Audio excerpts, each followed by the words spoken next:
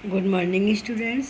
आज हम आपको आत्म परिचय क्लास 12th के लिए और वो पार्ट 2 का फर्स्ट काव्य खंड का फर्स्ट चैप्टर है।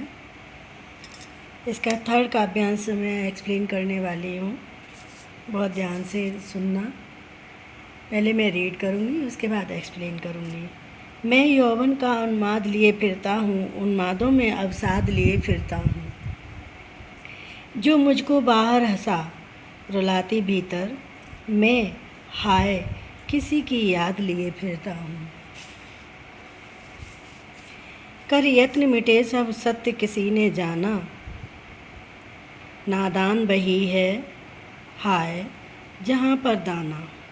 फिर मूढ़ न क्या जग जो इस पर भी सीखे, मैं सीख रहा हूँ सीखा ज्ञान भुलाना।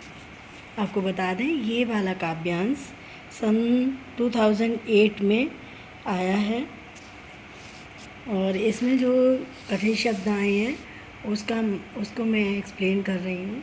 उसका अर्थ बताती हूँ। पहले यौवन पता ही है आपको, उन्माद पागलपन।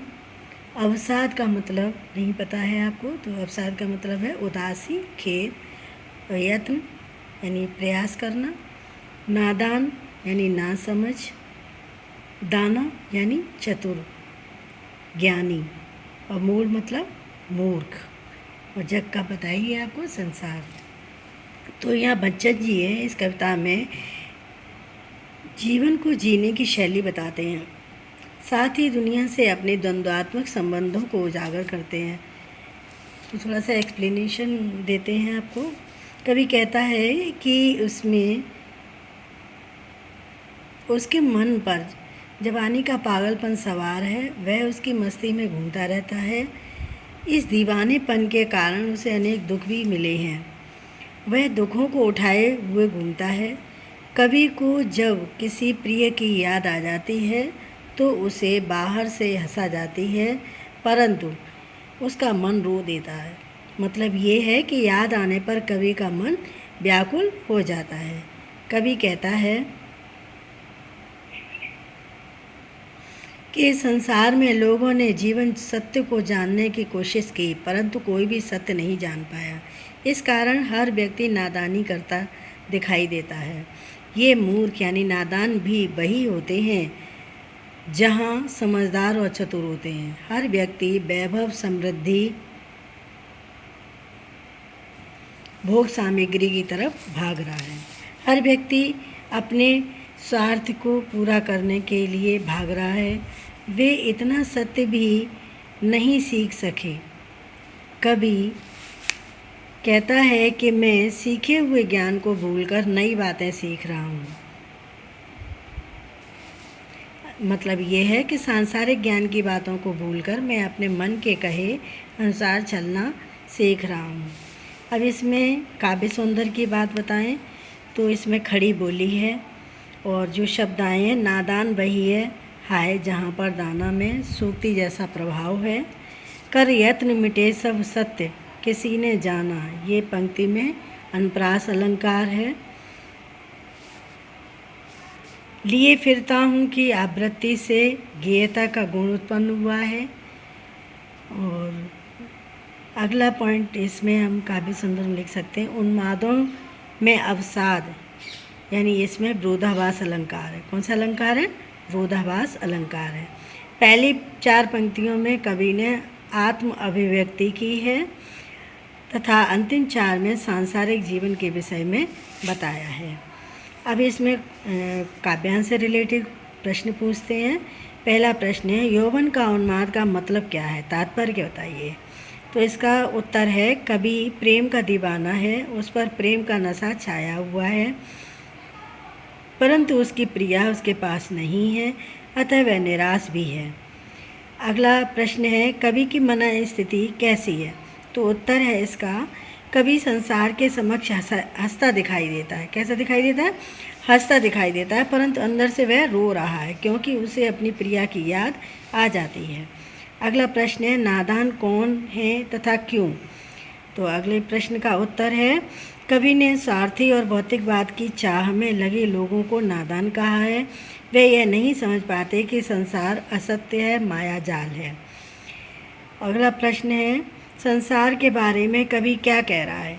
तो उत्तर है, कवि संसार के बारे में कहता है कि यहाँ लोग जीवन सत्य जानने के लिए प्रयास करते हैं, परंतु वे सभी सफल नहीं हुए। जीवन का सच आज तक कोई नहीं जान पाया। अगला प्रश्न है, कवि सीखे ज्ञान को क्यों बुला रहा है? तो उत्तर है इसका, कवि संसार में सीखे ज्ञान को बुला रहा है क्योंकि उससे जीवन सत्य की प्राप्ति नहीं होती, जिससे वह अपने मन के कहे अनुसार चल सके। अब अगला काव्यांश 4 नंबर काव्यांश एक्सप्लेन करती हूँ, पहले रीड करूँगी।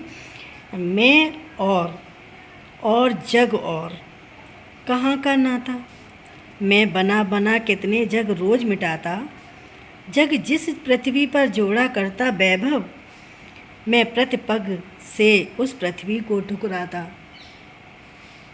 मैं निज रोदन में राग लिए फिरता हूँ, शीतल वाणी में आग लिए फिरता हूँ, हों जिस पर भूपों के प्रासाद निछावर, हों जिस पर भूपों के प्रासाद निछावर, मैं वह खंडहर का भाग लिए फिरता हूँ। ये वाला काव्यांश आपका 2008 में आया है बोर्ड में, और इसमें जो कठिन शब्द आए हैं उनका मैं अर्थ बता देती हूँ। वैभव मतलब होता है समृद्धि, और पग मतलब पैर, रोदन मतलब रोना, राग मतलब प्रेम, आग का मतलब है जोश, भूप यानी राजा, प्रासाद का मतलब है महल, और निछावर मतलब कुर्बान, खंडेर का मतलब टूटा हुआ भवन। तो इसमें कवि जो बच्चन जी हैं जीवन जीने की शैली बताते हैं, साथ ही दुनिया से अपने द्वंद्वात्मक संबंधों का उजागर करते हैं। इसमें बताते हैं, अब इस थोड़ा एक्सप्लेनेशन देते हैं। कवि कहता है कि मुझसे और संसार, मुझ में और संसार दोनों में कोई संबंध नहीं है। संसार के साथ मेरा टकराव चल रहा है। क्या चल रहा है? टकराव चल रहा है। कवि अपनी कल्पना के अनुसार संसार का निर्माण करता है, फिर उसे मिटा देता है। यह संसार इस धरती पर सुख के साधन एकत्रित करता है, परंतु कभी हर कदम पर धरती को ठुकराया करता है। मतलब ये है कि जिस संसार में वह रह रहा है उसी के प्रतिकूल आचार विचार रखता है। कभी यहाँ पर बताना चाहता है कि वह अपने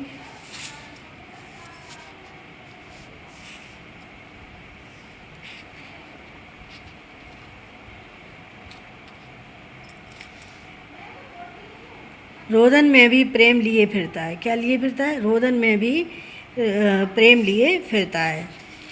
मतलब खुद चाहे रोए, लेकिन लोगों के लिए वह प्रेम लिए फिरता है। उसकी शीतल वाणी में भी आग समाई हुई है। मतलब ये है कि उसमें असंतोष झलकता है। उसका जीवन प्रेम में निराशा के कारण खंडेर सा है, फिर भी उस पर राजाओं के महल न्यौछावर होते हैं। यानी कहने का मतलब ये है कि उसका जीवन कैसा है? निराशा के कारण खंडेर सा बन गया है, यानी कोई उसमें आस नहीं है, फिर भी उस पर राजाओं के महल न्यौछावर होते हैं। ऐसे खंडेर का वह एक हिस्सा लिए घूमता है जिसे महल पर न्यौछावर कर सके। यानी खंडेर भी उसके लिए इतना प्रिय है, उसके सामने महल का कोई महत्व नहीं है। अब काव्य सौंदर्य की बात करें तो कवि ने अपनी अनुभूतियों का परिचय दिया है। सेकंड पॉइंट में कवि कहाँ का नाता में प्रश्न अलंकार है। रोदन में राग, शीतल वाणी में आग विरोधाभास का विरोधाभास दिखा रहा है, इसलिए विरोधाभास अलंकार है। बना बना में पुनरुक्ति प्रकाश अलंकार है। जहाँ पर शब्द की आवृत्ति हो वहाँ पुनरुक्ति प्रकाश अलंकार होता है। फोर्थ पॉइंट में आप लिख सकते हैं और की आवृत्ति में यमक अलंकार है। कहाँ का और जग जिस पृथ्वी पर में अनुप्रास अलंकार की छटा है। जग जिस ज वर्ण की आवृत्ति, इसलिए अनुप्रास अलंकार है। श्रृंगार रस की अभिव्यक्ति है तथा खड़ी बोली का प्रयोग है। अब काव्यांश से रिलेटेड प्रश्न की बात करें तो कवि और संसार के बीच क्या संबंध है? तो इसका उत्तर है कवि और संसार के बीच किसी प्रकार का संबंध नहीं है। संसार में संग्रह वृत्ति है, कवि में नहीं है। वह अपनी मर्जी के संसार बनाता व मिटाता है। अगला प्रश्न है, कवि और संसार के बीच क्या विरोधी स्थिति है? तो उत्तर है कि कवि को सांसारिक आकर्षणों का मोह नहीं है, वह इन्हें ठुकराता है। इसके अलावा वह अपने अनुसार व्यवहार करता है, जबकि संसार में लोग अपार धन संपत्ति एकत्रित करते हैं तथा सांसारिक नियमों के अनुरूप व्यवहार करते हैं। अगला प्रश्न है, शीतल वाणी में आग लिए फिरता हूँ से पंक्ति से कवि का क्या मतलब है, क्या तात्पर्य है? तो उत्तर है इसका तात्पर्य है कि कवि अपनी शीतल व मधुर आवाज़ में भी जोश, आत्मविश्वास, साहस, दृढ़ता जैसी भावनाएं बनाए रखता है ताकि वह दूसरों को भी जागृत कर सके। तो अगला प्रश्न है इसमें, कवि के पास ऐसा क्या है जिस पर बड़े बड़े राजा न्यौछावर हो जाते हैं? तो उत्तर है इसका, कवि के पास प्रेम महल के खंडहर का अवशेष भाग है।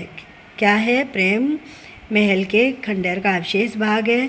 संसार के बड़े बड़े राजा प्रेम के आवेग में राजगद्दी भी छोड़ने के लिए तैयार हो जाते हैं। तो ये 2 काव्यांश हमने एक्सप्लेन किए हैं और ये आपको बहुत ध्यान से सुनना है और कॉपी में करना है। Okay, bye students.